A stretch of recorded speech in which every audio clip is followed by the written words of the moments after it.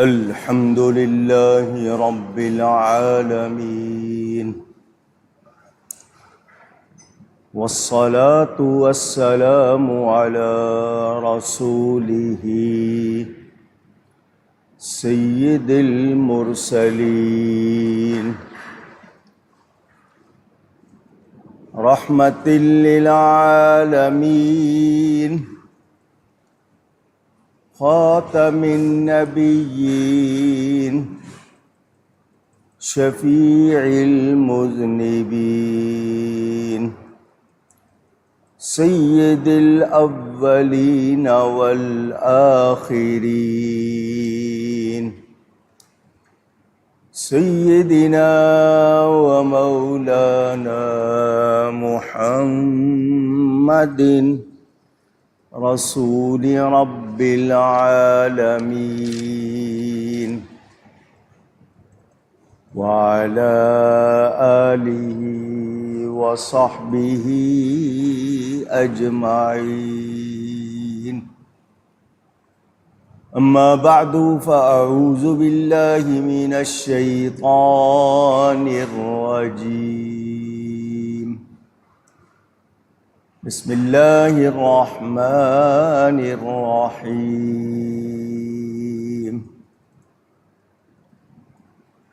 ألا إن أولياء الله لا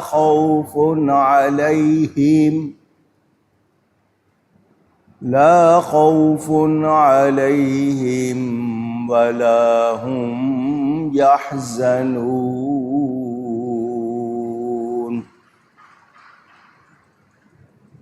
الذين آمنوا وكانوا يتقون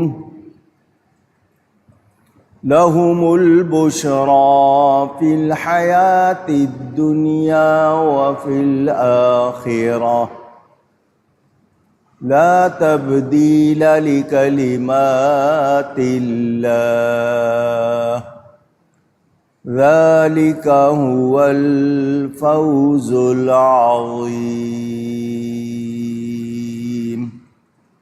صدق اللہ العلی العظیم.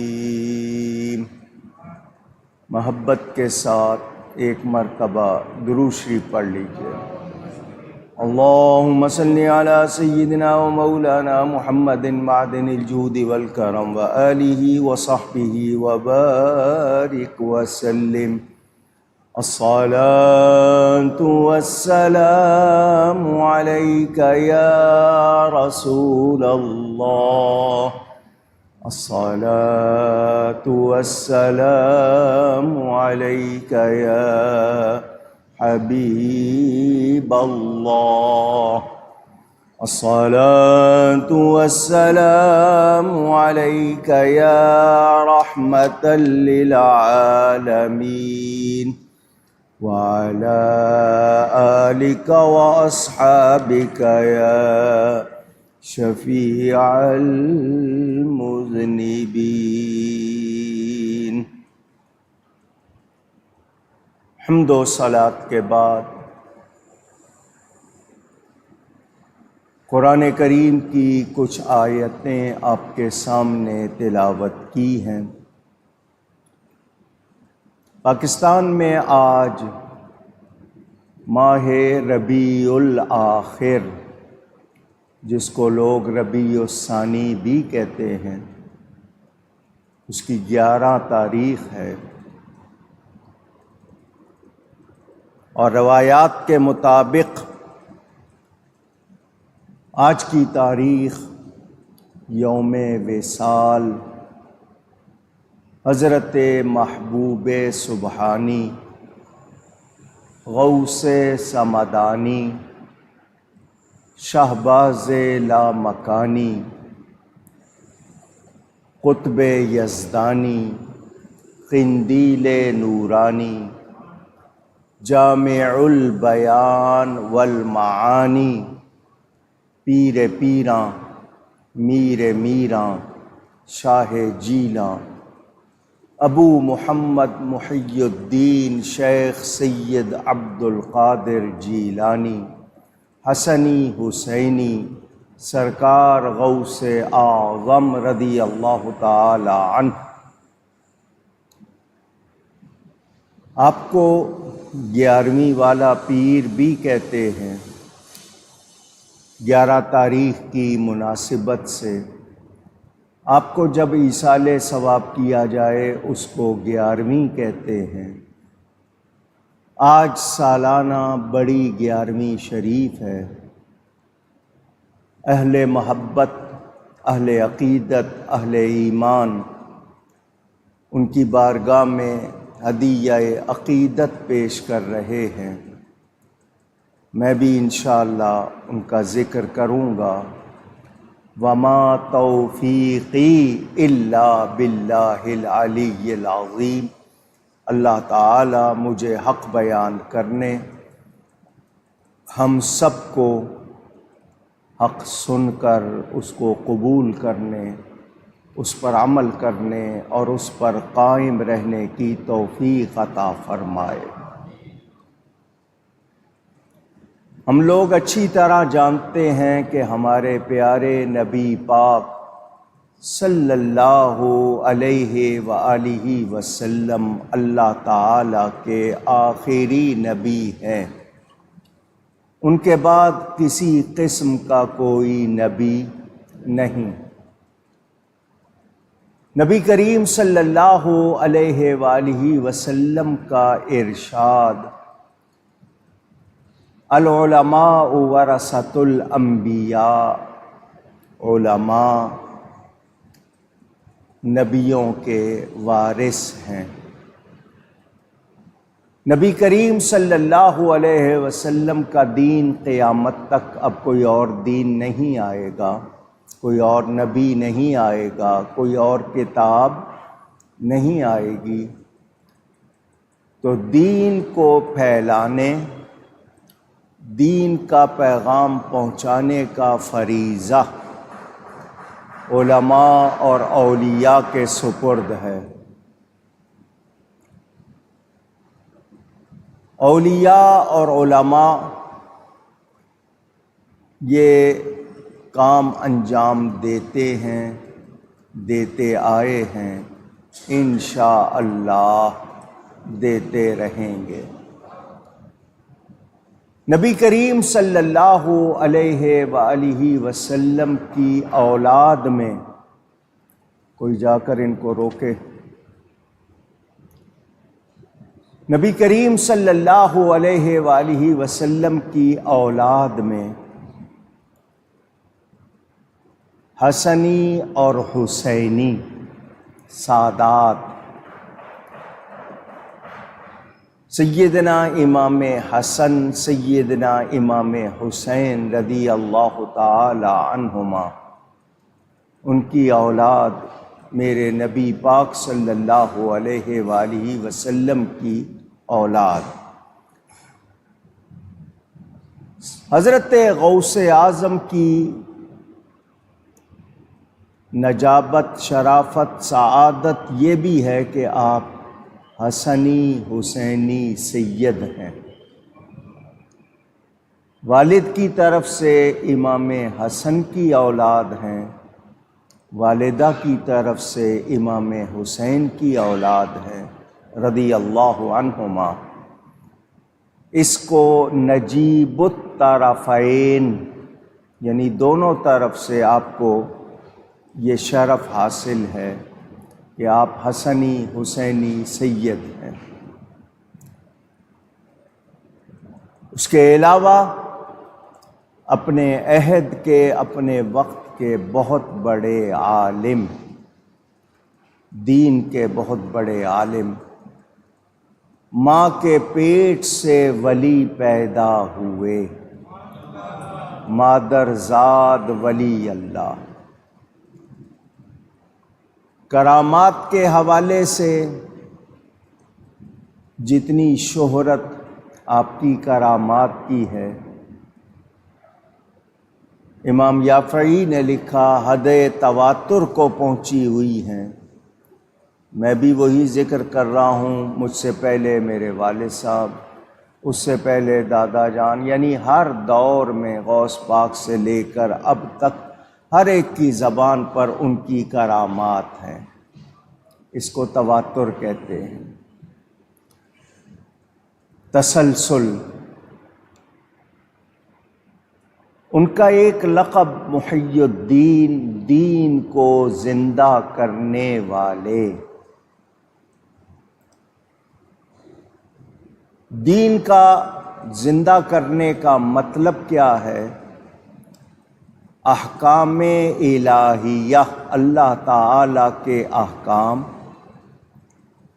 اور سنت نبویہ، نبی پاک کی سنتوں کو جب مٹایا جا رہا ہو تو اس کا مطلب ہے کہ دین کو ختم کیا جا رہا ہے۔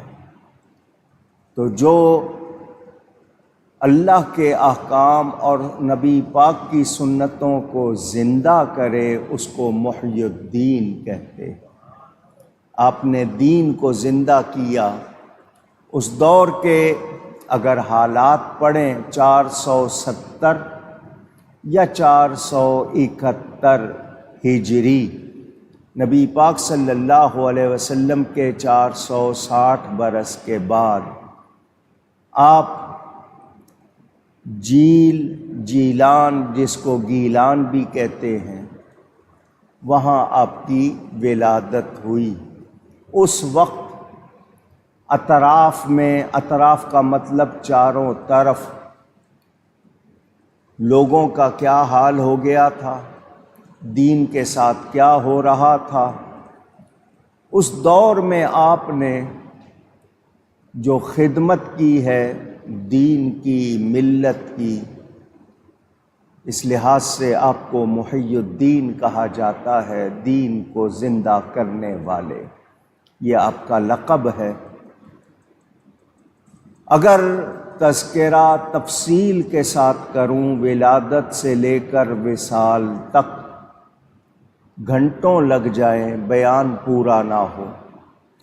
کرامات ہی اتنی ہیں کہ ان کا بیان گھنٹوں کرتے رہیں تو وہ پوری نہیں ہو پاتی۔ ان کے بارے میں مستند کتاب ہے بہجت الاسرار، امام شطنوفی کی لکھی ہوئی یہ کتاب حدیث کے طرز پر لکھی گئی ہے۔ جیسے حدیث کی سند بیان ہوتی ہے، کس نے کس سے سنا، کس نے کس سے سنا، یہ کتاب بھی اسی طرز پر ہے، ایک ایک بات کو سند کے ساتھ بیان کیا گیا۔ شیخ محقق حضرت شاہ عبدالحق محدث دہلوی رحمۃ اللہ علیہ، جنہوں نے ہندوستان میں حدیث کا علم پھیلایا، جنہیں روزانہ نبی کریم صلی اللہ علیہ وآلہ وسلم کی زیارت ہوتی تھی، انہوں نے اس کی تلخیص کا مطلب اس کو سمرائز کیا، خلاصہ لکھا۔ اس کتاب کا نام زبدۃ الآثار ہے، اردو میں ترجمہ ہو چکا ہے، ملتی ہے بازار میں۔ بہجت الاسرار کا بھی ترجمہ ملتا ہے، جس کو تفصیل پڑھنی ہو وہ ان کتابوں کو دیکھ سکتا ہے۔ اس کے علاوہ سیدنا غوث اعظم پر کتنی کتابیں ہیں، ان کا شمار مشکل ہے۔ ہر زبان میں ان کے بارے میں کتابیں، خود سیدنا غوث پاک رضی اللہ تعالی عنہ کی متعدد کتابیں موجود ہیں، جس میں غنیۃ الطالبین، فتوح الغیب، یہ بہت مشہور کتابیں ہیں۔ سر الاسرار، یہ ان کی کتابیں ہیں، اور بھی بہت سی ہیں۔ آپ نے تقریباً 30 برس یا زیادہ عرصہ علم دین پڑھایا ہے۔ سیکھنے میں کتنا عرصہ لگا، مجاہدہ کتنا کیا، تدریس کتنی کی، واعظ و ارشاد کتنا عرصہ کیا، کتابوں میں تفصیل ہے۔ کہ آپ کتنے دن پڑھاتے تھے، کتنے دن واعظ فرماتے تھے۔ آج سے 900 سال پہلے یہ واٹس ایپ نہیں تھا، اسمارٹ فون نہیں تھا، یہ ٹیکنالوجی الیکٹریسٹی ہی نہیں تھی۔ اس دور میں آپ کی مجلس واعظ میں 70 ہزار لوگ جمع ہوتے تھے۔ 400 افراد صرف آپ کا بیان لکھتے تھے، وہ بیٹھ کے آپ کے ارشادات کو نقل کرتے تھے، اور اللہ کی عطا سے یہ شان تھی، آپ بغداد میں بیٹھ کر خطاب کرتے تھے، مصر والے مصر میں بیٹھ کے سنا کرتے تھے، کیونکہ اللہ فرماتا ہے جو میرا پیارا بن جاتا ہے اس کی زبان میں بن جاتا ہوں، پھر اس میں یہ تاثیر دور و قریب اس کو پہنچانا، روحانی تصرفات، کرامات، یہ حق ہیں۔ جو ان کا انکار کرتا ہے وہ قرآن و سنت سے واقف نہیں ہے۔ سیدنا غوث اعظم رضی اللہ تعالی عنہ مجاہدے کتنے کیے؟ آپ ماں کے پیٹ سے ولی پیدا ہوئے، مگر اس کے باوجود 25 سال جنگلوں میں گزارے، مجاہدہ کیا۔ مجاہدہ کا مطلب اپنے نفس پر قابو پانے کی کوشش۔ حالانکہ ماں کے پیٹ سے ولی پیدا ہوئے، یہ میری آپ کی تعلیم کے لیے۔ 40 سال عشاء کے وضو سے فجر کی نماز ادا کی ہے، ساری رات عبادت میں گزارنا۔ 15 سال اس طرح گزارے کہ عشاء اور فجر کے درمیان ایک ٹانگ پر کھڑے ہو کر پورا قرآن پڑھا ہے۔ اتنی محنت کی ہے۔ آج ہم قادری کہلا کر فرض نماز شاید پوری نہ پڑھتے ہوں، واجب نہ پڑھتے ہوں، سنتیں نہ پڑھتے ہوں، اندازہ کریں وہ کتنی محنت کرتے تھے۔ سیدنا غوث اعظم رضی اللہ تعالی عنہ کے حوالے سے جب بیان کیا جاتا ہے تو مختلف موضوع ہیں۔ ولی کون ہوتا ہے، پھر ولیوں میں غوث کون ہوتا ہے، اس کا درجہ کیا ہوتا ہے، اس کی شان کیا ہوتی ہے، اور پھر ان کی علمیت، قابلیت، صلاحیت کا بیان ہوتا ہے۔ اس کے علاوہ اولیاء کے کرامات، کمالات، تصرفات کا بیان ہوتا ہے۔ پھر ان کے کردار اور اخلاق کی بات ہوتی ہے، ان کی سیرت کی بات ہوتی ہے، ان کے کارنامے بیان کیے جاتے ہیں۔ یہ تمام چیزیں آپ لوگ مختلف موقعوں پر سنتے رہتے ہیں۔ میں نے مختصراً چند باتیں کرنی ہیں، اتنا ٹائم نہیں ہوتا جمعے میں کہ تفصیل سے بیان کر سکوں۔ مختصراً کچھ باتیں آپ کو سناؤں گا انشاءاللہ تعالی۔ قرآن کی جو آیتیں پڑھی ہیں پہلے ان کا ترجمہ اور مفہوم۔ اللہ تعالیٰ ارشاد فرماتا ہے الا ان اولیاء اللہ لا خوف علیہم ولا هم یحزنون۔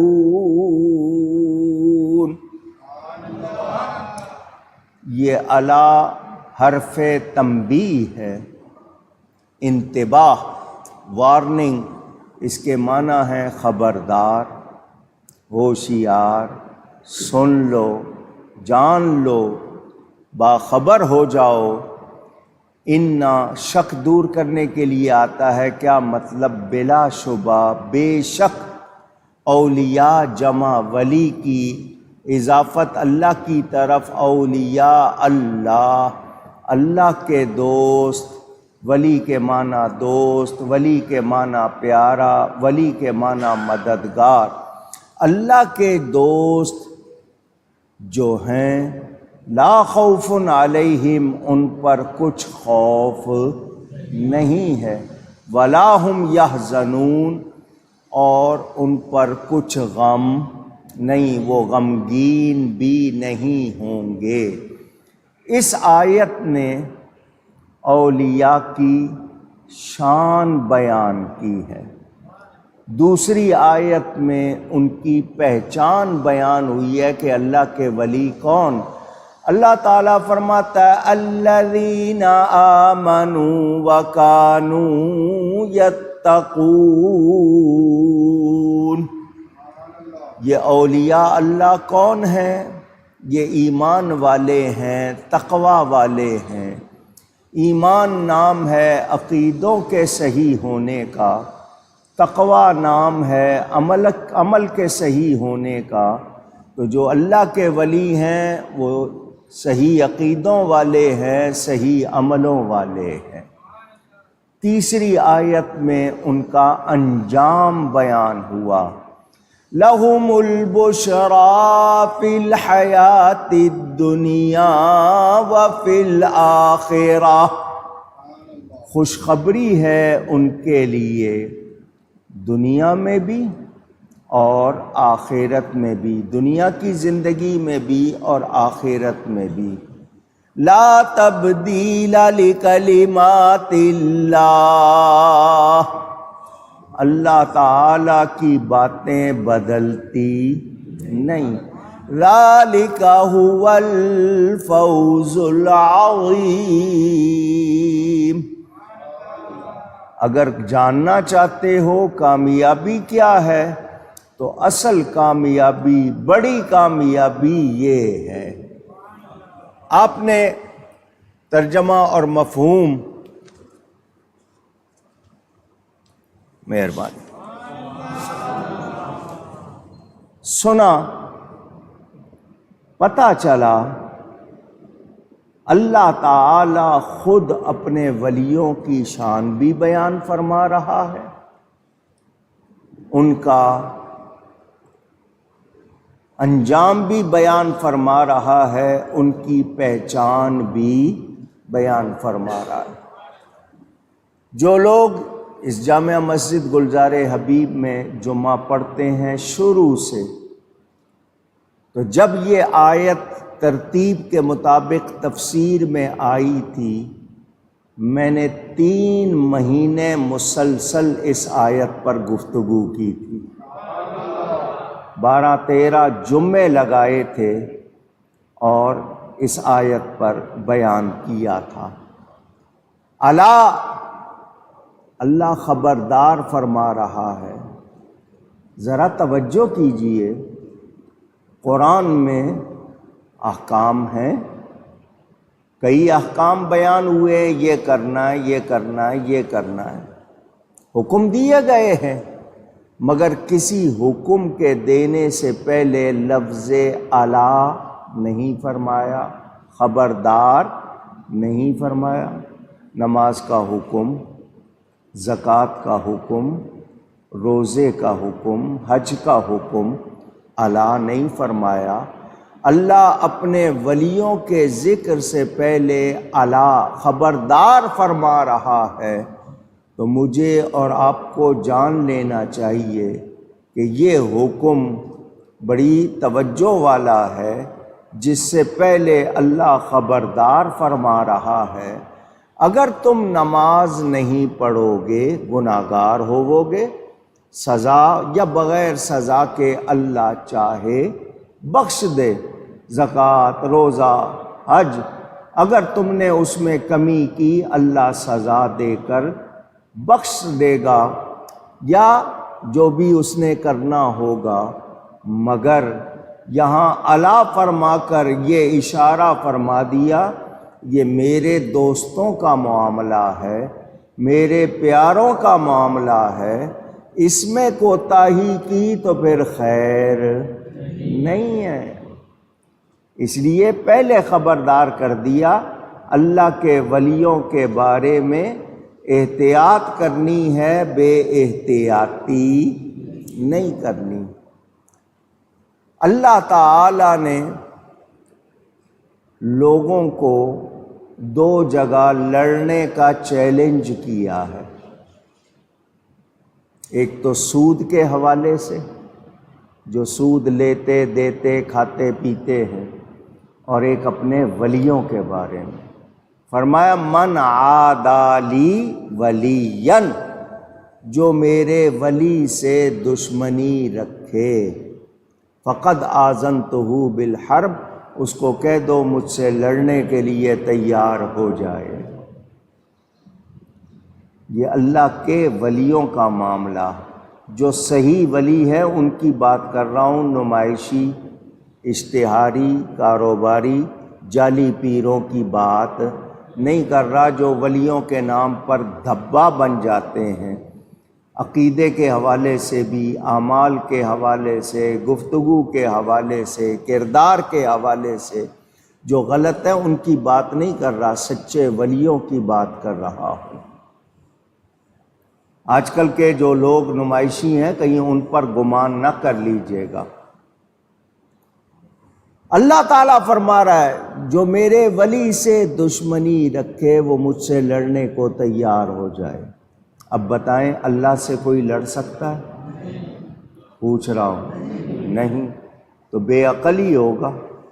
اللہ ولیوں کی شان بیان کرے یہ مانے ہی نہ، یہ گھٹائیں، تو یہ اللہ سے لڑنے والے ہو گئے، اور اللہ سے لڑنے والا کبھی کامیاب ہو سکتا نہیں۔ دنیا میں عہدیدار، منصبدار لوگ، آپ کے ہاں مختلف محکمے ہیں، سمجھنے کے لیے بات کروں، تھانے دار، S H O, station house officer, police والا ہوتا ہے، اس کا کوئی دوست ہو تو اس کو پتہ ہے تھانے دار میرا دوست ہے، مجھے کوئی تنگ کرے گا تو میں تھانے دار کو بتاؤں گا، تھانے دار اس کو پکڑ لے گا، جیل میں ڈال دے گا، سزا دے گا۔ تو تھانے دار کا دوست اکڑا پھرتا ہے، جانتے نہیں ہو میں تھانے دار کا دوست ہوں، کیا مطلب؟ مجھے چھیڑنے سے پہلے 10 مرتبہ سوچنا، یہی مطلب ہوتا ہے نا۔ تو کجا تھانے دار، کوئی وزیر، کوئی صوبے دار، کوئی گورنر، کوئی صدر، کوئی وزیر اعظم، کہاں دنیا کے بادشاہ، یہ اللہ کے دوست ہیں، اولیاء اللہ، اللہ کے دوست۔ تو تھانے دار کے دوست کو کوئی تنگ کرے وہ جیل میں ڈال دیتا ہے، اللہ کے ولی کو کوئی تنگ کرے اللہ دوزخ میں ڈال دیتا ہے۔ بڑا نازک معاملہ ہے، مگر میں ولیوں کی بار بار کہہ رہا ہوں، ولیوں کی بات کر رہا ہوں، نمائشی لوگوں کی بات نہیں کر رہا، جنہوں نے جھوٹا چولا پہنا ہوا ہے، گدیوں پہ بیٹھ گئے، بڑوں کا نام، نہ نماز، نہ لینا نہ دینا، ان کی بات نہیں کر رہا۔ اللہ تعالیٰ نے خبردار فرما دیا، آپ کے ہاں بجلی کا کنیکشن کھمبے سے وائرنگ کر کے لگاتے ہیں، وہاں لکھ دیتے ہیں ڈینجر، خطرہ، ننگی تار کو ہاتھ لگایا تو کرنٹ لگ سکتا ہے، جان جا سکتی ہے۔ سمجھنے کے لیے بات کی ہے بلا تشبیہ، اللہ کے ولی کو کوئی ستائے تو ایمان چلا جائے گا۔ ہمیں جان لینا چاہیے اللہ کے ولیوں کا معاملہ آسان نہیں ہے، بہت احتیاط کی ضرورت ہے۔ دوسری بات، اللہ فرما رہا ہے ان پر کچھ خوف نہیں، کوئی انہیں ڈرا سکتا، کوئی عہدیدار، کوئی منصبدار، کوئی بادشاہ، کوئی طاقتور دنیا کا ان کو کوئی خوف دلا سکتا نہیں، کیونکہ وہ اللہ کے ولی ہیں، اللہ ان کی حفاظت فرماتا ہے، اللہ تعالی کہ وہ پیارے ہیں، اور وہ غمگین بھی نہیں ہوں گے، ان پر کچھ غم نہیں۔ تو اب ہم نے جان لیا کہ دیکھنے میں تو بندے ہوتے ہیں مگر بڑی شان اور مرتبے والے ہوتے ہیں، ان کا معاملہ میرے آپ جیسا نہیں۔ یہ میں نے مختصر بیان کیا، میں نے کہا نا تفصیل میں جاؤں گا تو ٹائم لگ جائے گا، صرف ایک اسی آیت کو مزید بیان کروں گھنٹوں لگ جائیں۔ بظاہر دنیا کے معاملات، لین دین، کسی کو کچھ مل جائے خوشی سے پھولا نہیں سماتا، کچھ چلے جائے، کچھ کھو جائے تو غم سے نڈھال ہو جاتا ہے۔ اللہ کے ولیوں کا یہ حال نہیں، وہ اللہ کی رضا پر راضی رہتے ہیں، ان پر کچھ خوف نہیں، نہ وہ غمگین ہوں گے۔ پہچان کیا ہے؟ ایمان والے ہیں، تقوی والے ہیں۔ ایمان نام ہے عقیدوں کے صحیح ہونے کا، تقوی نام ہے عملوں کے صحیح ہونے کا۔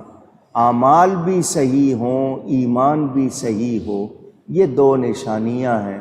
جس کا عقیدہ درست نہیں وہ بھی ولی نہیں، جس کے عمل درست نہیں وہ بھی ولی نہیں۔ اگر کوئی شخص ولی ہونے کا دعویٰ کرے، میں اللہ کا ولی ہوں، تو اس کا یہ دعویٰ کب ثابت ہوگا؟ جبکہ ایمان اور تقوی کی نشانی اس میں پائی جائے گی۔ اگر اس میں کمی ہوگی تو اس کا دعویٰ درست نہیں ہوگا۔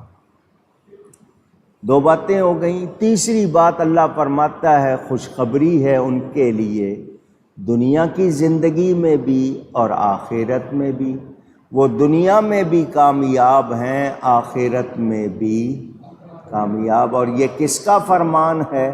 اس رب کا فرمان جس کی باتیں بدلتی نہیں۔ ولیوں سے کوئی ان کی ولایت چھین سکتا نہیں، اللہ نہ چاہے تو کوئی ان کو تنگ کر سکتا نہیں۔ آپ نے یہ باتیں سن لی، بنیادی باتیں۔ ولیوں میں درجے ہیں، بہت سے درجے ہیں۔ ہم نے یہ حدیث بھی پڑھی ہوئی ہے، جہاں 40 مسلمان جمع ہوں ان میں ضرور کوئی ایک اللہ کا ولی ہوتا ہے، بھلے اس کو خود بھی پتہ نہ ہو۔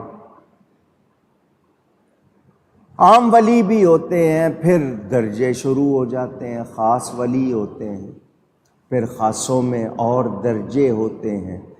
تو غوث ہونا بھی ایک درجہ ہے ولایت کا، اس میں کتنی مرتبت، کتنی شان ہے، اللہ کی عطا سے اس کو کیا کمال حاصل ہوتے ہیں، یہ اللہ کی عطا ہے اس پر، یہ دنیا کا کوئی سلسلہ نہیں۔ غوث کے معنی فریاد رس، جو آپ کی پکار سنے اور داد رسی کرے، مدد کرے، اس کو کیا کہتے ہیں؟ غوث۔ کچھ لوگ یہ کہتے ہیں اللہ کے سوا کوئی غوث نہیں، اللہ ہی مدد کرنے والا ہے، اسی کے سامنے فریاد کرنی چاہیے۔ فریاد کو انگلش میں اپیل کہتے ہیں۔ اللہ کے سامنے اپیل کرو، اللہ کے سوا کسی کے سامنے اپیل نہ کرو۔ جو لوگ یہ کہتے ہیں وہ کس کس کے سامنے اپیل کرتے ہیں؟ اشتہار لگاتے ہیں، اخباروں میں دیتے ہیں، کبھی وزیر کے سامنے، کبھی کمشنر کے سامنے، کبھی اپنے محکمے کے سربراہ کے سامنے، کبھی ملک کے صدر کے سامنے اپیل، فریاد۔ اس وقت ان کا عقیدہ کہاں چلا جاتا ہے؟ اگر اللہ کے سوا کسی کے سامنے اپیل نہیں ہو سکتی ہے تو پھر کورٹ میں کیوں جاتے ہیں، عدالت میں اپیل کیوں کرتے ہیں؟ تو اصل طور پر ان کو معلومات نہیں ہیں۔ ہم کسی کو غوث مانتے ہیں تو یہ نہیں کہ وہ خود سے غوث ہے، بلکہ اس کو اللہ نے ہمارا غوث بنایا ہے۔ طبرانی شریف حدیث کی کتاب ہے، اس میں حدیث موجود ہے۔ یہ حدیث دو الفاظ کے ساتھ دونوں سنا رہا ہوں۔ جنگل میں جاؤ، راستہ بھول جاؤ یا کہیں مشکل میں پڑ جاؤ تو اس طرح کہو، یا عباد اللہ اعینونی، اور طبرانی میں الفاظ ہیں اغیثونی، اے اللہ کے بندو میری مدد کرو، میری فریاد سنو، میری داد رسی کرو، دستگیری کرو۔ نبی پاک خود سکھا رہے ہیں کہ اللہ کے بندے ہوتے ہیں، وہ دنیا میں پھیلے ہوئے ہیں، تمہیں نظر آئیں یا نہ نظر آئیں، رجال الغیب ہوں بلے سے ان سین پیپل، وہ پھیلے ہوئے ہیں، ان کو مدد کے لیے پکارو۔ اگر اللہ کے سوا کسی کو پکارنا ہی غلط ہے، مدد مانگنا ہی غلط ہے، تو بتاؤ کسی کا کام چلے گا؟ آپ کے ہاں انجینئر ہوتے ہیں، ان کے ساتھ ہیلپر ہوتے ہیں، وہ پلمبنگ کی بات ہو، راج مزدور کی بات ہو، ہیلپر مددگار ہوتا ہے۔ آپ کی پولیس نے ایک محکمہ بنایا ہوا ہے 15، نام رکھا ہے مددگار۔ پولیس کا ہے فرض مدد آپ کی، تو پھر اللہ کے سوا اگر کوئی مدد نہیں کر سکتا تو بولو پھر ان سب کے لیے کیا فتویٰ ہوگا؟ آپ لوگ امداد کی اپیلیں بھی کرتے ہیں۔ ابھی فلسطین کا معاملہ چل رہا ہے، فلسطینی بھائیوں کی مدد کرو، دل کھول کر مدد کرو، سیلاب آ جائے مدد کرو، زلزلہ آ جائے مدد کرو، کوئی اور آفت آ جائے مدد کرو۔ اگر اللہ کے سوا کوئی مدد نہیں کرتا تو لوگوں سے مدد کیوں مانگتے ہو؟ تم کہتے ہو ایاک نعبد و ایاک نستعین، ہم تیری ہی عبادت کریں، تجھی سے مدد چاہیں، تو پھر اللہ کے سوا کسی سے بھی نہیں مدد مانگو، پھر مدد کی گنجائش ہی نہیں ہوگی۔ قرآن پڑھو، اللہ فرماتا ہے وَتَعَاوَنُوا عَلَى الْبِرِّ وَالتَّقْوَى، نیکی بھلائی کے کاموں میں ایک دوسرے کی اونچی گئی ہے مدد کرو۔ اگر بندے مدد کر ہی نہیں سکتے تو اللہ کیوں فرما رہا ہے؟ تو بندے بھی مدد کرتے ہیں، بندوں کی مدد اللہ ہی کی مدد ہے، ہم خود سے نہیں کرتے۔ ہمیں طاقت کس نے دی ہے؟ اللہ نے دی ہے۔ آپ ہاتھ سے مدد کریں تو ہاتھ کس نے دیے ہیں؟ زبان سے مدد کریں تو زبان کس نے دی ہے؟ اللہ نے دی ہے۔ آپ کہیں گے میں پیسے سے مدد کروں تو پیسہ کس نے دیا ہے؟ اللہ نے دیا۔ بات سمجھ میں آ رہی ہے؟ حضرت عیسیٰ علیہ السلام فرماتے ہیں من انصاری الی اللہ، انصار کا لفظ ابھی لکھو گوگل پہ اور اس کو کہو معنی بتائے، وہ بتا دے گا۔ انصار کہتے ہی مدد کرنے والوں کو ہیں۔ مکہ مکرمہ سے جو لوگ ہجرت کر کے مدینہ منورہ گئے ان کو مہاجرین کہتے ہیں۔ مدینہ منورہ کے رہنے والوں نے ان مہاجرین کی مدد کی، ان کو قرآن نے انصار کہا۔ تو انصار کہتے ہی مدد کرنے والوں کو۔ تو اللہ تعالی بندوں کو بھی مددگار بناتا ہے یا نہیں؟ اونچی استعینوا بالصبر والصلاۃ، نماز اور صبر سے مدد حاصل کرو، مدد چاہو۔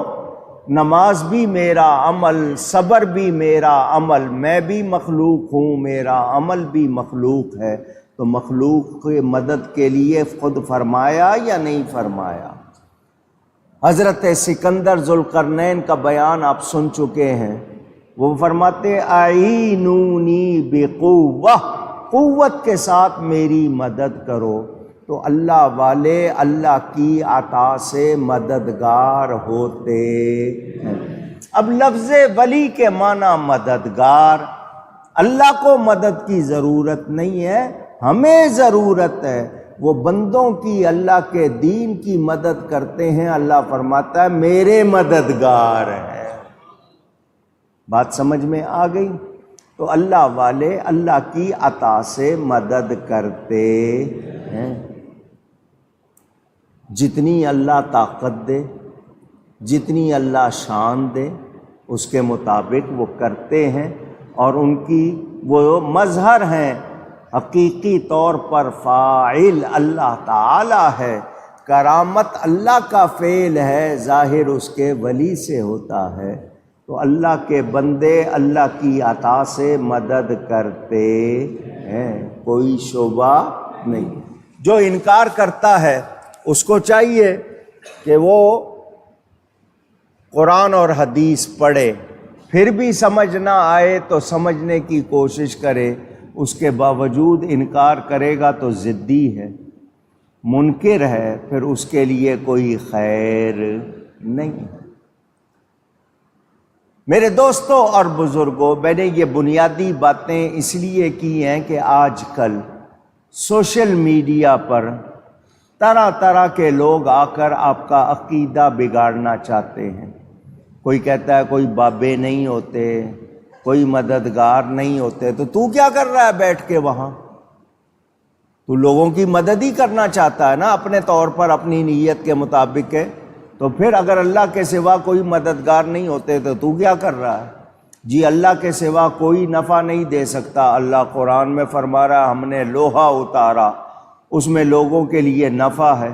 یہ ادھر سے ادھر جو کشتیاں سامان لے کے جاتے ہیں اس میں لوگوں کے لیے نفع ہے۔ حضرت موسیٰ علیہ السلام کے لیے بیان حضرت آسیہ کا، عسیٰ ان ینفعنا او نتخذہ ولدا، ہم اس کو بیٹا بنائیں گے، یہ ہمیں عنقریب نفع دے گا۔ تو اگر بندے نفع نہیں دیتے ہیں تو پھر بتاؤ قرآن کا انکار ہوگا یا نہیں ہوگا؟ تو جو لوگ اولیاء کے منکر ہیں، ان کی شان کے منکر ہیں، انہوں نے ماننا نہیں۔ اور ہم نے کیا کہنا ہے؟ تو ہے وہ غوث کے ہر غوث ہے شیدا تیرا۔ اعلی حضرت امام اہل سنت مولانا شاہ احمد رضا خان فاضل بریلوی رحمۃ اللہ علیہ بارگاہ غوثیت میں ہدیہ پیش کرتے ہیں، تو ہے وہ غوث کے ہر غوث ہے شیدا تیرا، اور تو ہے وہ غیث کے ہر غیث ہے پیاسا تیرا۔ غوث کہتے ہیں فریاد رس کو۔ اعلیٰ حضرت فرما رہے ہیں آپ وہ غوث ہیں کہ جہان بھر کے دوسرے غوث آپ کے شیدائی ہیں۔ غیث کہتے ہیں بارش کو، آپ اللہ کی عطا سے کرم کی وہ بارش ہیں کہ ساری بارشیں بھی آپ کی پیاسی ہیں۔ دوسرے مقام پر کیا فرماتے ہیں؟ واہ کیا مرتبہ اے غوث ہے بالا تیرا، اونچے اونچوں کے سروں سے قدم اعلیٰ تیرا، سر بھلا کیا کوئی جانے کے ہے کیسا تیرا، اولیاء ملتے ہیں آنکھیں وہ ہے تلوار تیرا، اور کیا دبے جس پہ حمایت کا ہو پنجہ تیرا، شیر کو خطرے میں لاتا نہیں کتا تیرا۔ اللہ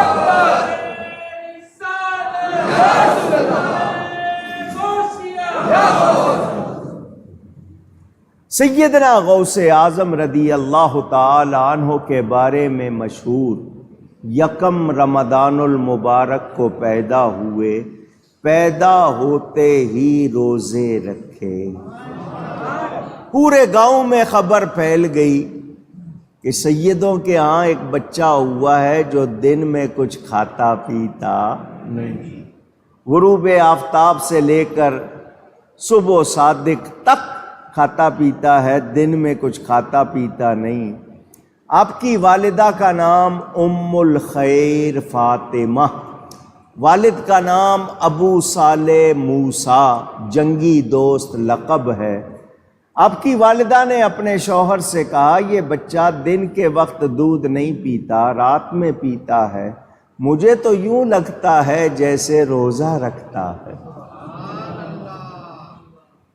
تو آپ کے والد صاحب نے یہ نہیں کہا کہ میں جاتا ہوں کسی ڈاکٹر کے پاس، حکیم طبیب کے پاس پوچھتا ہوں جی بچے کو دن کے وقت کھانا کھانے کی کیا وجہ، روشنی کا کوئی مسئلہ ہے، کیا بات ہے، رات میں کھاتا پیتا ہے دن میں نہیں۔ آپ نے ایسا نہیں کہا، بلکہ فرمایا اس کی پیدائش سے کچھ دن پہلے رسول اللہ صلی اللہ علیہ وسلم مجھے خواب میں ملے اور حضور نے فرمایا اے ابو صالح، ان قریب اللہ تجھے ایک بیٹا دے گا جو میرا بھی بیٹا ہوگا، جس طرح میری شان نبیوں میں بلند ہے اس کی شان ولیوں میں بلند ہوگی۔ تو اگر یہ روزے رکھتا ہے تو حیرانی کی کوئی بات نہیں۔ چاند کی 29 تاریخ ہو گئی، لوگوں کو شوق ہوتا ہے، 29ویں کے چاند کی خوشی زیادہ ہوتی ہے، لوگ چاند دیکھنے نکلے۔ مطلع ابر آلود، مطلع پیشانی کو کہتے ہیں، ابر بادل کو کہتے ہیں، آلود بھرا ہوا، یعنی آسمان کی پیشانی، آسمان کا ماتھا بادلوں سے بھرا ہوا تھا، چاند نظر نہیں آیا۔ لوگوں نے کہا چلو تراویح پڑھ لیتے ہیں، سحری کھا لیں گے، فجر کی نماز پڑھ کے ابو صالح موسیٰ کے گھر جائیں گے، پوچھیں گے آپ کا بچہ دودھ پی رہا ہے؟ اگر وہ دودھ پی رہا ہوگا تو عید پڑھ لیں گے، ورنہ روزے کی نیت کر لیں گے۔ یہ آپ کی پیدا ہوتے ہی کرامت ظاہر ہوئی اور اس کی شہرت ہے، ساری دنیا اس کرامت کو مانتی ہے۔ ایک دن کے بچے کو پتہ ہوتا ہے کہ دن ہے یا رات، موسم کیسا ہے، مہینہ کون سا ہے، رمضان کس کو کہتے ہیں، روزے کی تعریف کیا ہے، ایک دن کے بچے کو پتہ ہوتا ہے۔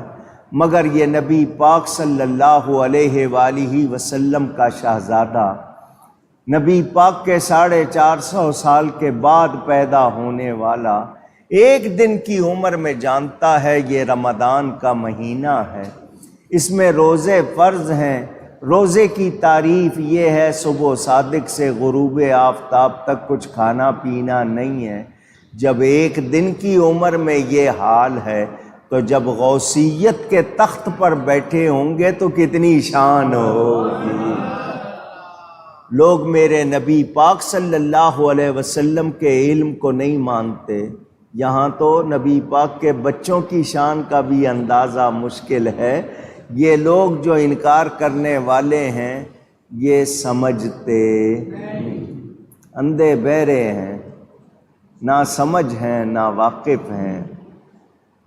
حضرت سیدنا غوث اعظم رضی اللہ تعالی عنہ کے والدین کون تھے؟ میں نے نام بتایا آپ کو۔ ولیوں کی گود میں ہی ولی آتے ہیں۔ وہ کتنے پاک باز تھے، کتنے پارسا تھے، کتنے نیک تھے، واقعات آپ سنتے رہتے ہیں، تفصیل ہو جائے گی اگر میں پھر سناؤں گا تو۔ سیدنا غوث اعظم کو کسی نے پوچھا کہ آپ کو کب پتہ چلا کہ آپ اللہ کے ولی ہیں؟ کسی نے ایسے ہی سوال کر دیا، فرمایا جب میں مدرسے جاتا تھا فرشتے میرے ساتھ چلتے تھے، اور مدرسے میں جا کر دوسروں کو کہتے تھے اللہ کے ولی کے لیے جگہ خالی کر دو۔ اندازہ کریں۔ فرماتے ہیں کم سنی میں، جبکہ عمر گنتی کے لحاظ سے کم تھی، بچے ایک بیل کے پیچھے لگ گئے۔ بیل جانتے ہیں نا آپ؟ پوچھ رہا ہوں آپ کو، ہندوؤں کا باپ ہے یہ، گائے کو ماں کہتے ہیں، بیل کو باپ نہیں کہتے۔ ایک بیل کے پیچھے بچے لگے تو میں بھی لگ گیا۔ وہ بیل چلتے چلتے رک گیا، اس نے منہ موڑ کر صاف زبان میں کہا، اے عبد القادر تو میرے پیچھے چلنے کے لیے نہیں بنا ہے، تو ولیوں کے آگے لگنے کے لیے بنا ہے۔ اس جانور کو اللہ نے طاقت دی کلام کرنے کی، وہ بولا، وہ پہچانتا ہے، لیکن آج کے دعویٰ کرنے والے ان کی شان کو پہچانتے نہیں۔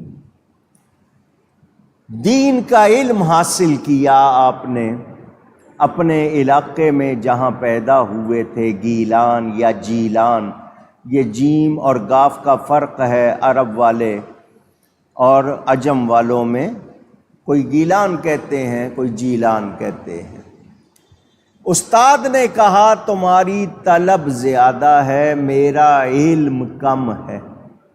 بغداد شہر علوم و فنون کا مرکز ہے، وہاں بڑے بڑے علماء ہیں، وہاں جاؤ اور دینی علوم کی تکمیل کرو۔ غوث پاک فرماتے ہیں ابھی میں مدرسے میں پڑھتا تھا، قافلہ جانے لگا حج پر۔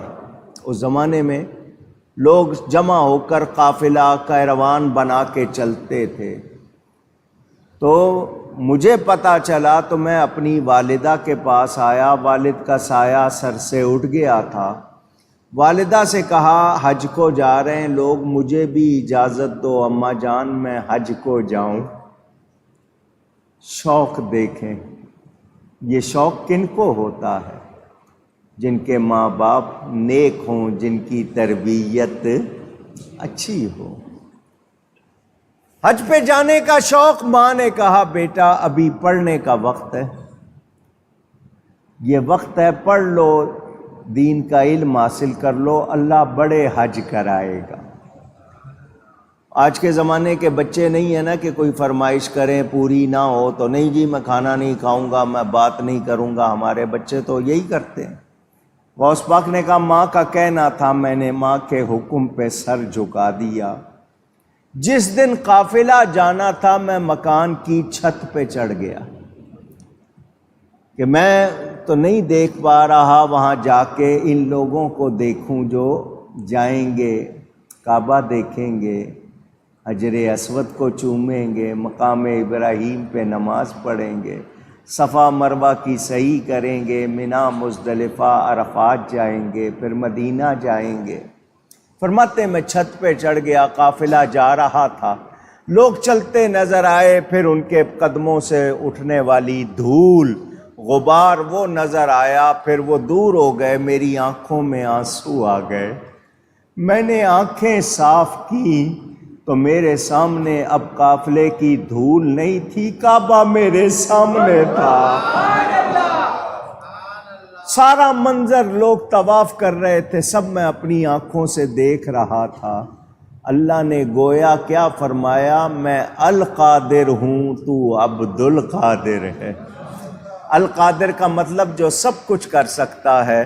ماں نے تجھے روک دیا ہے تو تو عبد القادر، میرا دوست، میرا پیارا ہے، میں القادر ہوں، میں قدرت رکھتا ہوں، وہیں سے تجھے سب کچھ دکھا دوں۔ اللہ تعالیٰ نے انہیں وہیں سے جلوہ کرا دیا، انہوں نے وہیں سب کچھ دیکھ لیا۔ ایک یہ وقت ہے کہ غوث پاک جانا چاہتے ہیں کعبے کا طواف کرنے، پھر وہ وقت آیا جب آپ غوثیت کے مقام پر فائز ہوئے تو خود فرماتے ہیں کعبہ میرے حجرے کا طواف کرتا ہے۔ سارے اقطاب جہاں کرتے ہیں کعبے کا طواف، اور کعبہ کرتا ہے طواف در والا تیرا۔ واہ کیا مرتبہ اے غوث ہے بالا تیرا، اونچے اونچوں کے سروں سے قدم اعلیٰ تیرا۔ سیدنا غوث پاک کا واقعہ مشہور، ماں سے اجازت مل گئی، ماں نے کہا بیٹا میں رکاوٹ نہیں بنوں گی، استاد نے کہا ہے تو ضرور بغداد جاؤ، علم دین حاصل کرو، عالم بنو، دین کی تبلیغ کے لیے صلاحیت پیدا کرو۔ حضرت غوث اعظم کی والدہ نے ایک کرتا سیا، قمیص کہہ لیں کرتا کہہ لیں، کپڑے کے اندرونی حصے میں 80 دینار تھے آپ کے پاس، 40 دوسرے بیٹے کے لیے روک لیے۔ غوث پاک کے ایک بھائی تھے، ان کا نام عبداللہ تھا مگر ان کی شہرت نہیں ہوئی۔ 40 دینار ٹانکے لگا کے کرتے کے اندر سی دیے، ماں نے بیٹے کو کپڑے پہنائے، پیشانی کو چوما، رخصت کرتے ہوئے کہا بیٹا تم میرے بڑھاپے کا سہارا، مگر میں اللہ کے لیے تمہیں قربان کرتی ہوں، اب میری طرف دھیان نہ دینا، اب پڑھائی کی طرف دھیان دینا، میری تمہاری ملاقات اب حشر میں ہوگی، مجھ سے ایک وعدہ کرو بیٹا، وعدہ کرو کبھی جھوٹ نہیں بولو گے، کبھی جھوٹ اونچی کہیے۔ ماں نے وعدہ لیا، بیٹے نے وعدہ کر لیا، ماں نے پیشانی کو چوما، سینے سے لگایا، رخصت کیا۔ غوث پاک چلے، راستے میں احمد بدوی ڈاکو تھا، اس کے ساتھ 59 اور تھے، یہ 60واں ان کا سردار تھا۔ یہ آتے جاتوں کو لوٹنا ان کا کام تھا، اس قافلے پر بھی ہلہ بول دیا، لوٹ مار، چیخو پکار۔ ایک ڈاکو غوث پاک کے سامنے آیا، دیکھا بڑا پیارا چہرہ ہے، چمکتا چہرہ ہے، نورانی چہرہ ہے، ہسمکھ چہرہ ہے، کسی اچھے خاندان کا فرد ہے۔ نے کہا تمہارے پاس کچھ ہے؟ آپ نے فرمایا ہے۔ اس نے کہا تمہارے پاس تو کوئی سامان نہیں ہے، تو کیا ہے تمہارے پاس؟ فرمایا 40 دینار سونے کے سکے ہیں۔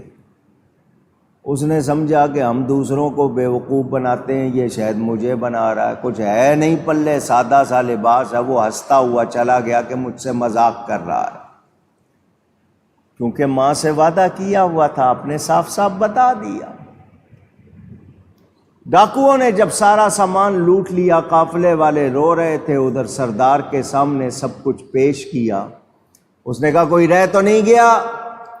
ایک ڈاکو نے کہا جی ایک نوجوان ہے، نئی نئی داڑھی آ رہی ہے، بڑا پیارا چہرہ ہے، میں نے اس سے پوچھا کچھ ہے تو کہتا ہے 40 دینار، لگتا نہیں ہے، لگتا اس نے میرے ساتھ مذاق کیا ہے۔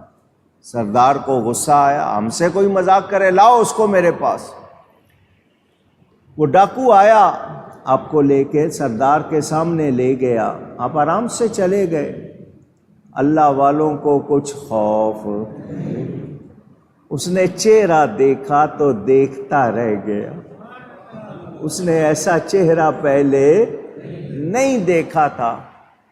کیا ہے تمہارے پاس؟ فرمایا 40 دینار ہیں۔ کہاں ہیں؟ میری ماں نے میرے کرتے میں ٹانکے لگا کر سی دیے ہیں۔ اس نے کہا ان کا کرتا چیک کرو، کھولا گیا، سارے 40 دینار نکل آئے، سردار کے سامنے پیش کر دیے، وہ ہتھیلی سے ان کو اچھال رہا ہے، ایک نظر دیناروں کو دیکھتا ہے، ایک نظر غوث پاک کو دیکھتا ہے۔ کیا نام ہے؟ عبد القادر۔ کہاں سے آئے ہو؟ گیلان سے آیا ہوں۔ کہاں جا رہے ہو؟ بغداد جا رہا ہوں۔ کیوں جا رہے ہو؟ دین کا علم حاصل کرنے کے لیے۔ یہ دینار ان کا میری ماں نے سی دیے تھے کہ تم نے کیوں بتایا؟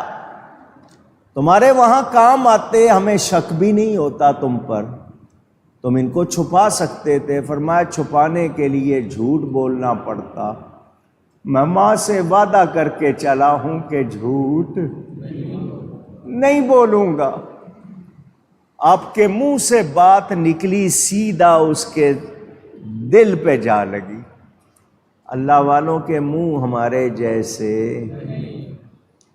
مثال دی ہے نا آپ کو سمجھانے کے لیے، ایک بندوق کی نالی ہوتی ہے، ایک حقے کی نالی ہوتی ہے۔ گولی بندوق کی نالی سے چلائیں گے تو اثر کرے گی، اسی کو حقے کی نالی سے گزاریں گے تو کیا ہوگا؟ ہمارے منہ جھوٹ بولتے ہیں، غیبت کرتے ہیں، گالیاں دیتے ہیں، کیا کچھ بولتے ہیں۔ ہمارے منہ ایسے ہو گئے حقے کی نالیاں۔ اللہ والے سیف زبان ہوتے ہیں، ان کے منہ پر خدا بولتا ہے، ان کی بات دل پہ جا کے لگتی ہے۔ ڈاکو کے سردار احمد بدوی کو لگ گئی بات، کہنے لگا عبد القادر تو ماں سے کیے ہوئے وعدے کو نہیں بھولا، میں رب سے کیے ہوئے وعدے کو بھولا ہوا؟ بس وقت آ گیا تھا، اللہ تعالیٰ کا کرم ہونا تھا۔ اس نے کہا عبد القادر میرے لیے دعا کرو، میں توبہ کرتا ہوں، آج کے بعد ڈاکہ نہیں ڈالوں گا، اللہ میرے گزشتہ کے گناہ معاف کرے، میں آئندہ یہ کام نہیں کروں گا۔ اس نے کہا یہ 40 دینار اپنے واپس لے لو۔ فرمایا صرف میرا نہیں، سب کا سامان واپس کرو۔ یہ خود غرض نہیں ہوتے، سیلفش جس کو آپ کہتے ہیں نا، صرف اپنی ذات نہیں۔ فرمایا سب کا سامان، اس نے حکم دیا سب کا سامان واپس کر دو۔ آپ نے دعا کے لیے ہاتھ اٹھائے تو وہ جو 59 اس کے ساتھی تھے وہ کہنے لگے اس کی وجہ سے ہم ڈاکہ ڈالتے تھے، اب یہ توبہ کر رہا ہے تو ہم کیوں نہ کریں؟ اس اکیلے کے لیے دعا نہ کرنا، ہم سب کے لیے کرنا۔ آپ نے دعا فرمائی، اللہ نے قبول فرمائی، وہ سارے کے سارے ولی بن گئے۔ نگاہ ولی میں یہ تاثیر دیکھی، نگاہ ولی میں یہ تاثیر دیکھی، بدلتی ہزاروں کی تقدیر دیکھی۔ اللہ یا رسول میرے دوستوں اور بزرگوں، غوث پاک بغداد پہنچے، علم دین حاصل کیا، جہاں تک پڑھا سکتے تھے استادوں نے پڑھا کے کہہ دیا بس، اور گنجائش نہیں ہے، اپنی گدی پہ بٹھا دیا، اب تم پڑھاؤ۔ سیدنا غوث پاک نے پھر پڑھانا شروع کیا، کتنے لوگوں نے پڑھا، کیسے کیسے عالم بنے۔ پھر آپ نے مجاہدہ کیا، جنگلوں میں نکل گئے، 25 سال جنگلوں میں گزارے۔ میں اور آپ 25 دن ہمیں چپ رہنا پڑے، زبان کا روزہ رکھنا پڑے، نہیں رکھ سکتے، کھانے پینے کا پرہیز ہو جائے، نہیں کر سکتے، الا ماشاء اللہ۔ سیدنا غوث پاک فرماتے ہیں 3 سال ایسے گزرے کہ میں نے کچھ بھی کھایا پیا نہیں۔ سائنس نہیں مانے گی، آج کا دنیاوی مادی ذہن رکھنے والا بھی نہیں مانے گا۔ حالانکہ میں سچ بتا رہا ہوں، ممبر پہ بیٹھا ہوں، مانسیرا پاکستان کا علاقہ ہے، بابا رحمت اللہ جس کو بابا دھنکا کہتے تھے، اس کو دنیا نے دیکھا، اس نے 25 سال کچھ نہیں کھایا۔ زندہ لوگوں نے دیکھا، وزیر، بادشاہ، صدر، اس کا جسم سوکھ گیا تھا مگر ہوش و حواس بالکل صحیح، کوئی نماز قضا نہیں کرتا تھا۔ وہ اس کو گود میں لا کے بٹھا دیتے تھے، وہ ڈنڈا اس کے پاس ہوتا تھا، لائن بنی ہوتی تھی اس میں، صدر، وزیر اعظم، یہ آپ کے سارے اس کے ڈنڈے کھائے ہوئے ہیں۔ وہ نگاہ اس کی نیچے ہوتی تھی، بندہ آیا، ہاں بھئی کیا بات ہے؟ بابا جی یہ مسئلہ یہ کر دو۔ فرماتے تھے میں نے کچھ نہیں کرنا، کرنے والا اللہ، ہلکا سا ڈنڈا مارتے تھے، جاؤ اللہ خیر کرے گا۔ لیکن جس کے اندر ہوتی تھی نا گڑبڑ، جو بدماش ہوتا تھا، بابا ٹکا کے مارتا تھا اس کو، آواز آتی تھی باقاعدہ دھڑال، حالانکہ نگاہ نیچی، لیکن اللہ تعالی ان کو بصیرت عطا کرتا ہے۔ میں نے خود جا کر وہاں تحقیق کی تھی، لوگ 6 مہینے وہاں رہے دیکھنے کے لیے کہ کسی وقت شاید چھپ کے کچھ کھاتا پیتا ہو۔ وہ کھاتا پیتا نہیں تھا۔ 25 سال، ابھی 5 سال پہلے، 5-6 سال پہلے اس کی وفات ہوئی ہے۔ 25 سال اس نے گزارے بغیر کھائے پیے۔ میں نے پوچھا بھئی کس کا مرید ہے، اس کے پیر کون ہے، اتنا تگڑا پیر کون ہے اس کا؟ مجھے بتایا اس کو جو شان ملی ہے ماں کی خدمت کی وجہ سے ملی ہے۔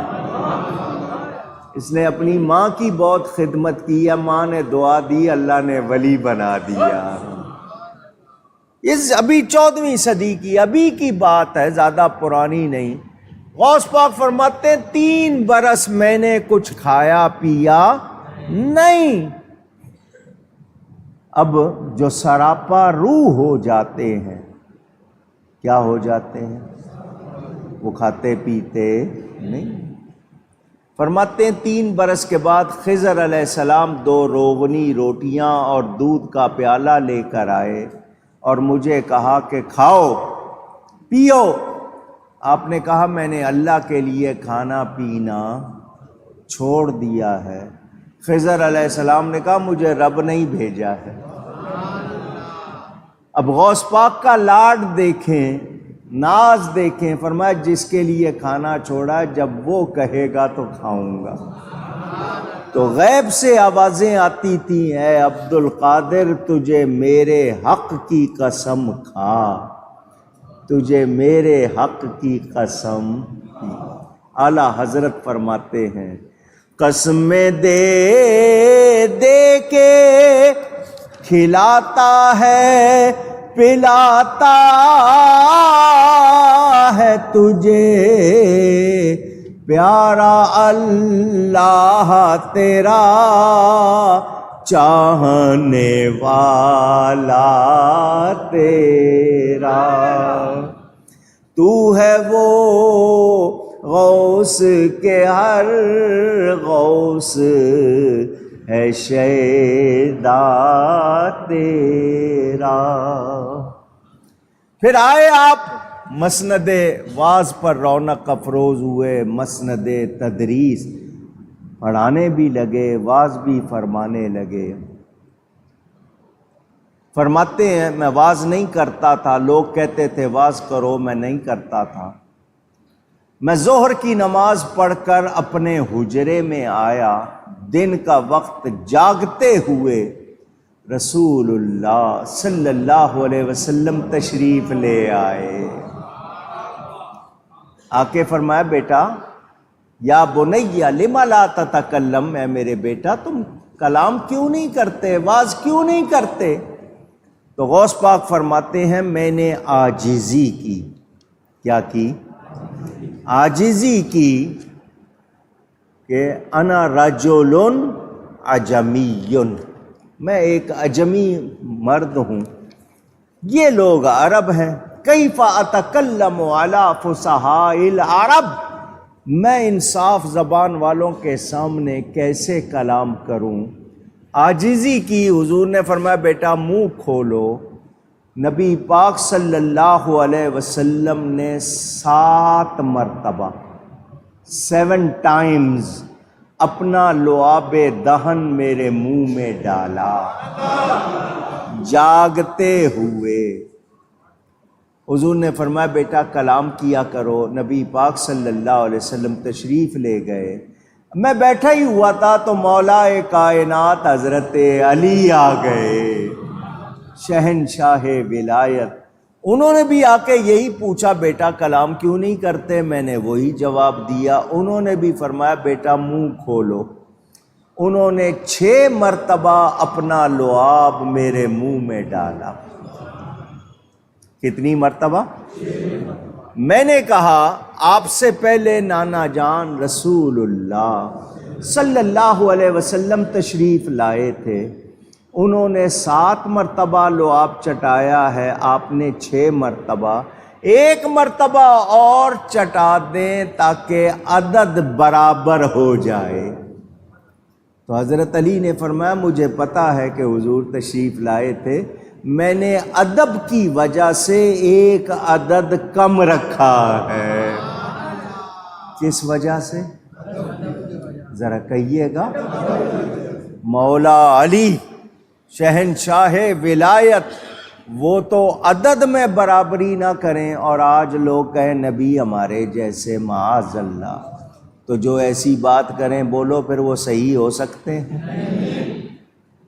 لعاب اپنا چٹایا احمد مختار نے ان کو، تو پھر کیوں کرنا ہوتا بول بالا غوث اعظم کا۔ اللہ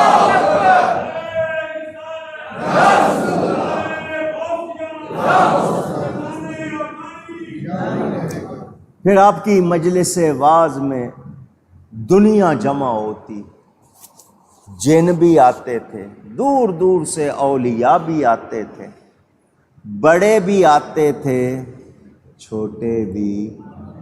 بڑے سے مراد زیادہ شان والے، وہ مہربانی فرما کر شفقت فرمانے کے لیے آتے تھے۔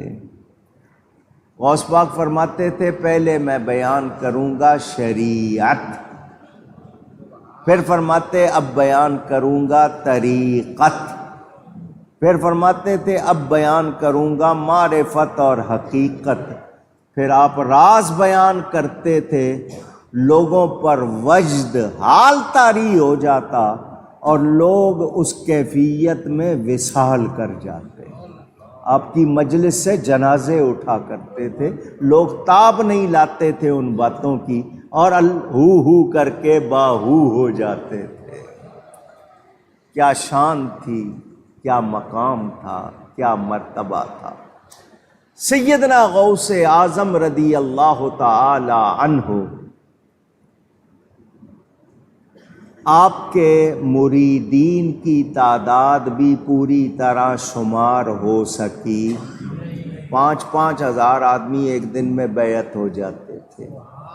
عاجزی دیکھو، عاجزی۔ ایک نیا بندہ مرید ہوا، نیا مرید ہوا بندہ ایک، اس دن اس کے سامنے ہزاروں لوگوں نے بیعت کی، غوث پاک سے مرید ہوئے۔ اس کے منہ سے نکل گیا، اس نئے بندہ جو تھا نا، نیا مرید ہوا تھا، ان سب کو کیا جنت میں لے جاؤ گے؟ مرید کر رہے ہو، سب کو کیا جنت میں لے جاؤ گے؟ تو غوث پاک کا جواب میری آپ کی تعلیم ہے، فرمایا میں اس لیے ہر ایک کے ہاتھ میں ہاتھ دے دیتا ہوں، شاید کسی بخشے ہوئے کے ہاتھ میں میرا ہاتھ چلا جائے۔ کیا شان ہے ان لوگوں کی، کیا مرتبہ ہے، اندازہ کریں۔ کرامتوں میں کیا کیا سناؤں آپ کو۔ ایک شخص نیا مرید ہوا، رمضان کا مہینہ تھا، بیٹھا ہوا تھا تو ایک شخص آیا، اس نے آ کے کہا غوث پاک آج افطاری میرے ہاں۔ آپ نے فرمایا بہت اچھا۔ اس زمانے میں محبت سے لوگ بلاتے تھے، آج کی طرح دکھاوے کو یا مطلب کو نہیں بلاتے تھے۔ مسلمان کو دعوت دے عقیدت محبت سے سچائی سے قبول کرنی چاہیے۔ آج کل تو شکی ہوتا ہے نا، پتہ نہیں کیا کھلا دے گا کیا کر دے گا۔ غوث پاک نے ایک فرمایا بہت اچھا، وہ جو مرید ہوا تھا اس نے کہا اچھا آج تو دعوت ہے، اس کا مطلب یہ کہ لنگر کی دال نہیں ہے، کچھ کھانے کو اچھی چیزیں ملیں گی۔ دوسرا شخص آیا، حضرت افطاری میرے ہاں، فرمایا بہت اچھا۔ اس نے سوچا شاید ایک کے ہاں نماز سے پہلے جائیں گے، ایک کے ہاں نماز کے بعد جائیں گے، وہ اپنا حساب لگا رہا تھا کہ میں کتنا کھاؤں گا اور کیا کروں۔ 70 لوگ آئے دعوت دینے، آپ نے 70 کی دعوت قبول کر لی۔ اب وہ مشکل میں ہے، اگر 5 منٹ بھی لگائیں آنے جانے میں اور وہاں رکنے میں 2 منٹ بھی لگائیں تو اتنا تو ٹائم نہیں ہے افطاری میں۔ عشاء ہو جائے گی، تراویاں بھی ہو جائیں گی، 70 کے ہاں تو جایا نہیں جا سکتا، یہ کریں گے کیا؟ چلو آج پتہ لگ جائے گا ان کا۔ افطاری کا ٹائم ہوا، غوث پاک نے وہیں دسترخوان پہ اسی کے ساتھ بیٹھ کے وہاں افطاری کر لی، کہیں نہیں گئے۔ اب وہ اور زیادہ حیران کہ جو وعدہ پورا نہ کرے وہ تو ولی کیسا، اور یہ کہیں گئے نہیں، وعدہ انہوں نے 70 سے کر لیا۔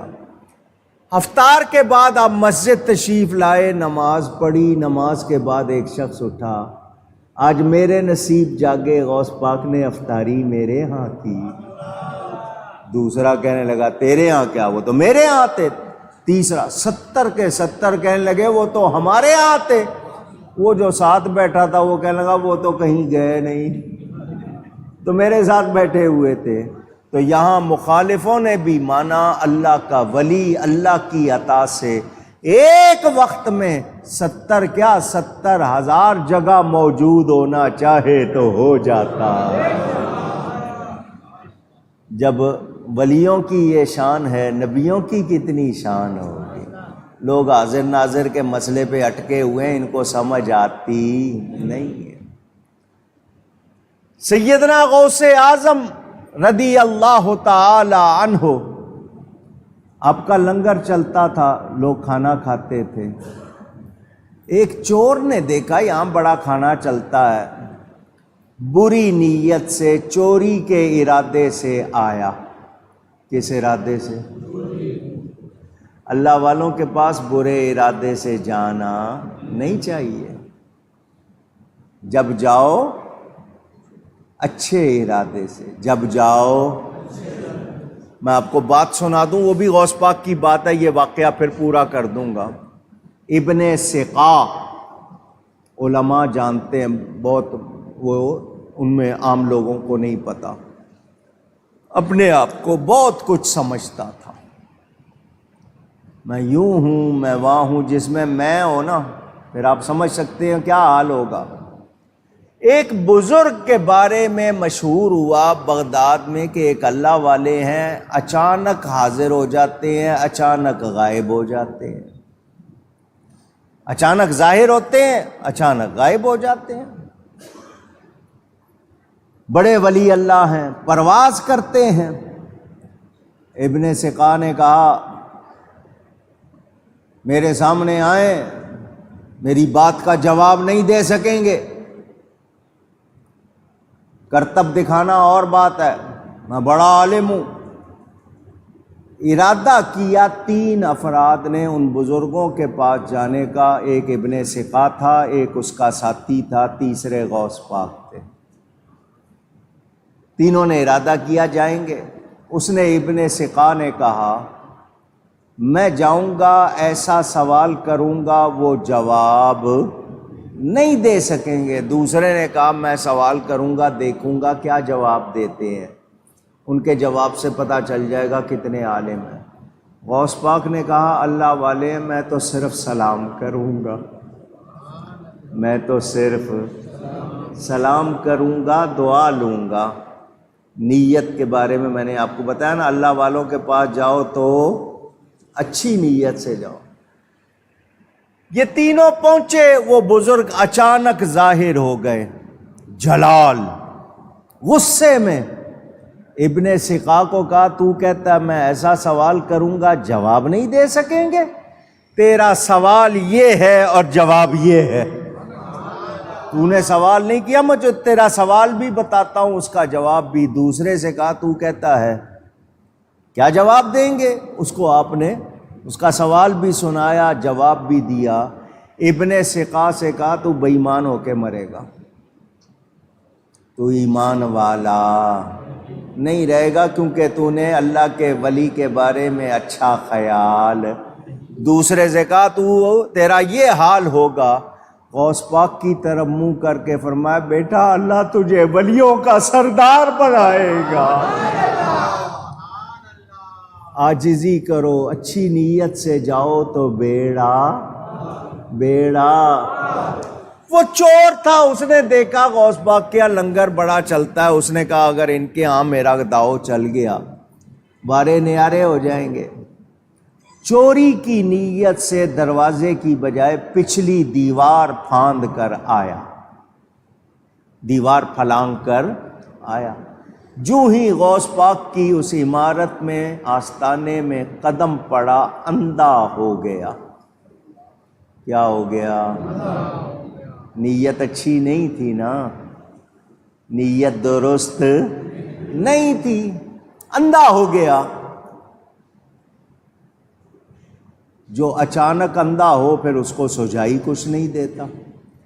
جو ماں کے پیٹ سے اندھے پیدا ہوتے ہیں اللہ ان کو دوسری حس دیتا ہے، وہ تیز ہوتے ہیں۔ یہ اچانک ہوا تھا اندھا، پاؤں رکھتا کہیں ہے پڑتا کہیں ہے، پریشان ہکا بکا۔ آگے جو خادم تھے غوث پاک کے دربار میں رہتے تھے وہ سوئے ہوئے تھے، ان میں سے پڑ گیا کسی پہ قدم، اس کا کون ہے؟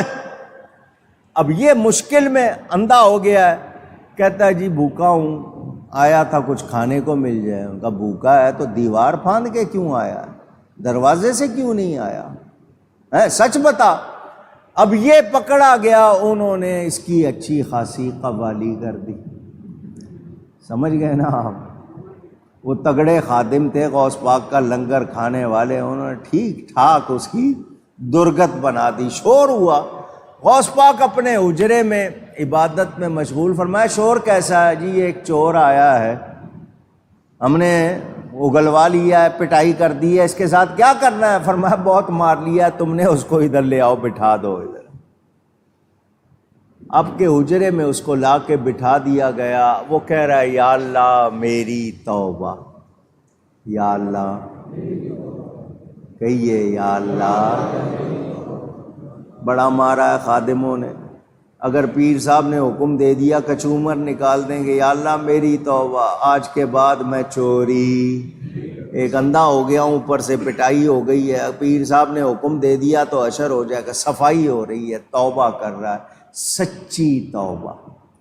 کون سی توبہ؟ التائب من الذنب کمن لا ذنب لہ، جو سچی توبہ کر لے گناہ سے ایسا پاک ہو جاتا ہے جیسے گناہ کیا ہی نہیں ہے، صفائی ہو گئی۔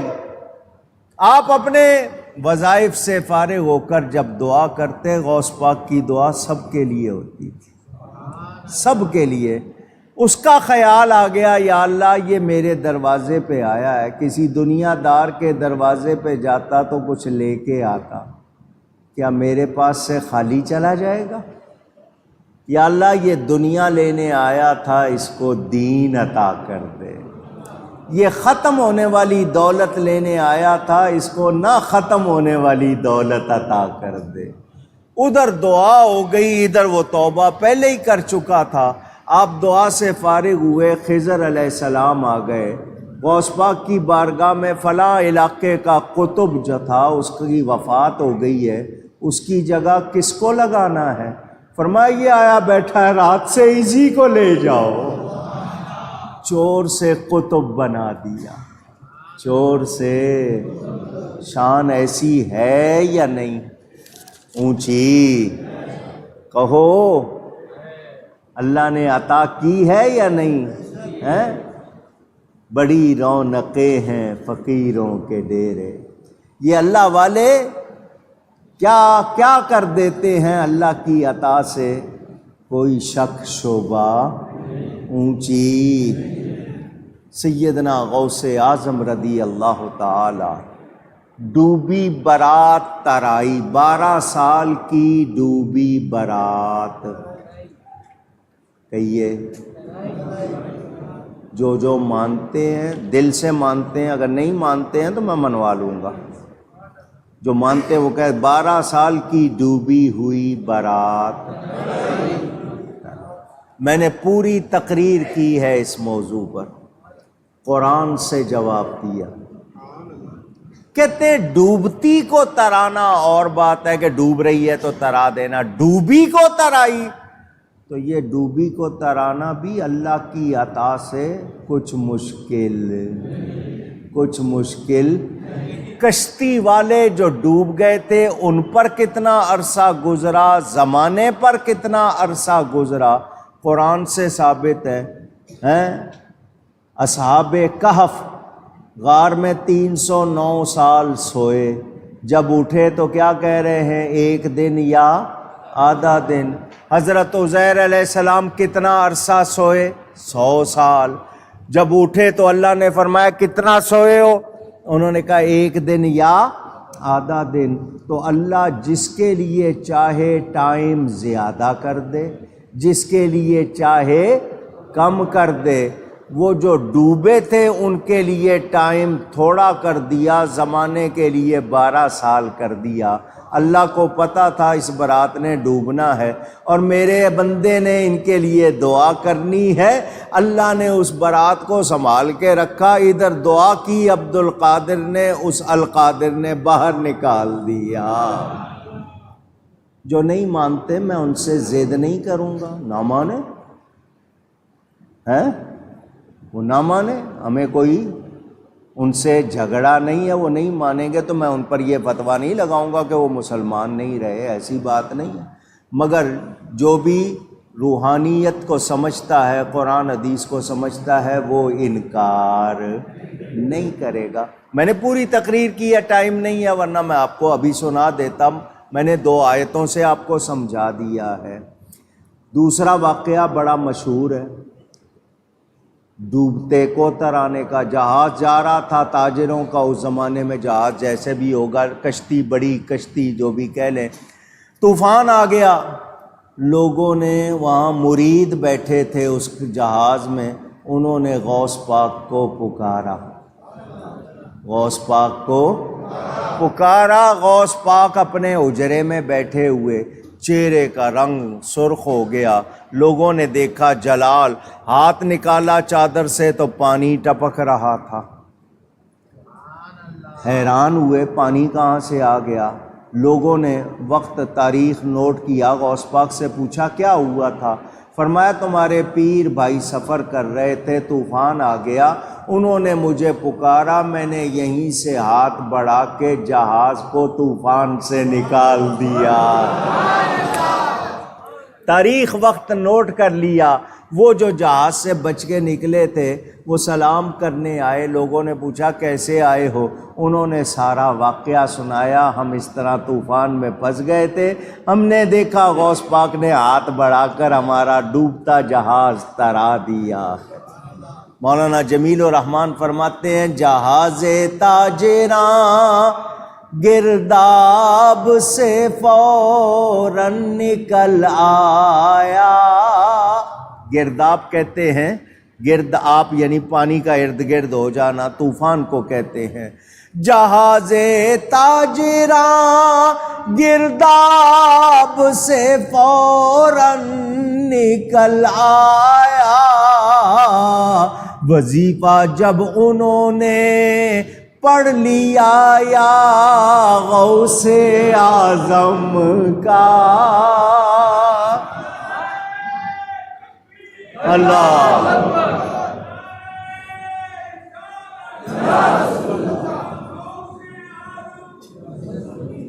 سمجھ آئی بات؟ یاد رکھنا، ایمان والے مانتے ہیں کہ ولی اللہ کی عطا سے مدد کرتے اونچی۔ وہ غوث پاک گلے میں ان کی غلامی کا پٹا ڈال لو۔ سمجھانے کے لیے بات کر رہا ہوں، گلی میں جانور پھرتے ہیں، آپ پتھر بھی مار دیتے ہو، ششکار دیتے ہو، دھتکار دیتے ہو، مگر جس کے گلے میں پٹا ہو تو آپ کہتے ہو نہیں، یہ پٹا بتا رہا ہے یہ کسی کا ہے، یہ پٹا نشانی ہے کہ کوئی اس کا ہے، اس کو آپ دھتکارتے نہیں۔ اعلیٰ حضرت کے 2 شعر پڑھ کے بات پوری کرتا ہوں۔ فرماتے ہیں تجھ سے در در سے سگ اور سگ سے ہے مجھ کو نسبت۔ ایک تو آپ کا دروازہ ہے، اس دروازے کے باہر کتا ہے، اس کتے سے میرا تعلق۔ تجھ سے در در سے سگ اور سگ سے ہے مجھ کو نسبت، میری گردن میں بھی ہے دور کا ڈورا تیر۔ یہ عاجزی کی اعلیٰ حضرت نے، ڈائریکٹ نہیں فرمایا، نہیں آپ کے دربان سے، آپ کے دروازے سے، اور فرماتے ہیں جب میری نسبت ہو گئی، میں نے غلامی کا پٹا ڈال لیا، تو اس نشانی کے جو سگ ہیں نہیں مارے جاتے، اس نشانی کے جو سگ ہیں نہیں مارے جاتے، حشر تک میرے گلے میں رہے پٹا تیرا۔ اندازہ کریں، اور عاجزی کرتے ہوئے غوث پاک کی بارگاہ میں کیا کہتے ہیں؟ بد سہی چور سہی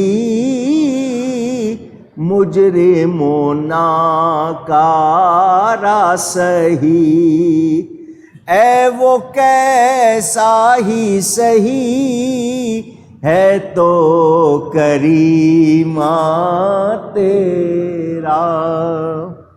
یہ مختصراً تھوڑا سا ہدیہ پیش کیا، کچھ مسئلے سمجھائے، بہت کچھ باقی، ان کا بیان مختصر نشست میں پورا نہیں ہو سکتا۔ آج سالانہ بڑی 11ویں ہے، ہر مہینے، بلکہ ہم تو روز ہی تقریباً 11ویں کر رہے ہوتے ہیں۔ اصل میں 11ویں ایصال ثواب کا نام ہے۔ غوث پاک کی 11 تاریخ مشہور، ان کو 11ویں والا پیر بھی کہتے ہیں۔ تو جب بھی ان کو ایصال ثواب کیا جائے اس کو 11ویں کہہ دیتے ہیں۔ میں نے آپ کو خوشخبری بار بار سنائی ہے، ایک بار پھر سن لو۔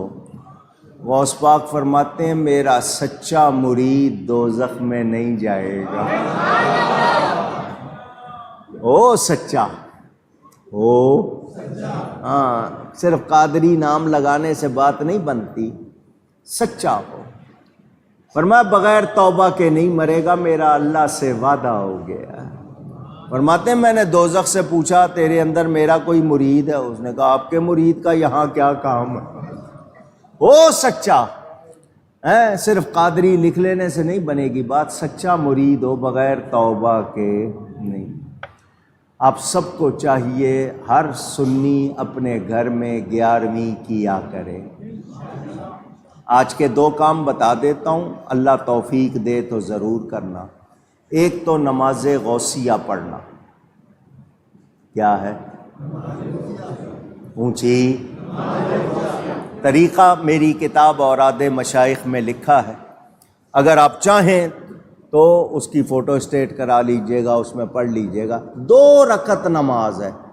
کتنی؟ 2 رکعت نماز، جس طرح آپ نفل نماز پڑھتے ہیں اسی طرح یہ 2 رکعت نماز ہے۔ آپ نے وہ 2 رکعت نماز پڑھنی ہے، اگر آپ پڑھ سکیں طریقہ سن لیں، میں بتا دیتا ہوں۔ سورہ فاتحہ کے بعد 11 مرتبہ قل ہو اللہ دونوں رکعتوں میں پڑھنا ہے۔ سورہ اخلاص سورہ فاتحہ کے بعد کتنی مرتبہ؟ نماز کے بعد نبی پاک صلی اللہ علیہ وسلم پر خوب درود و سلام بھیجے، پھر 11 قدم بغداد کی سمت چلے۔ آپ کا منہ قبلے کی طرف ہے، بالکل سیدھے ہاتھ پہ بغداد ہے۔ اگر گھر میں جگہ نہ ہو کہ 11 قدم چل سکیں تو وہیں کھڑے کھڑے 11 قدم اٹھا کے رکھ لینا جیسے چلتے ہوئے رکھتے ہیں۔ اور غوث پاک فرماتے ہیں میرا نام پکارے، یا شیخ عبد القادر جیلانی شیئن للہ، پھر اللہ سے میرے وسیلے سے دعا کرے، مجھے یقین ہے اللہ اس مانگنے والے کو ضرور عطا کرے گا۔